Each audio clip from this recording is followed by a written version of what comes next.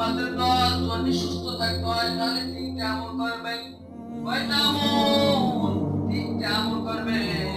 যদি শারীরিক সুস্থতা থাকতে বলে চায়, যদি শারীরিক সুস্থ থাকতে না বলে চায়, তাহলে তিনটা আমল করবেন। এক নম্বর হলো ঘুম থেকে উঠে এক গ্লাস পানি পান করবেন খালি মুখে, কুলি করবেন না।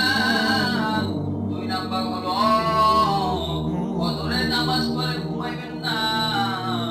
ফজরের নামাজ পড়ে আছে অনেক আমরা ঘুমাই যাই। না না না, ফজরের নামাজ পড়ে কেউ ঘুমাইবেন না। যদি সুস্থতা থাকতে মনে চায় ফজর পড়ে কেউ ঘুমাইবেন না।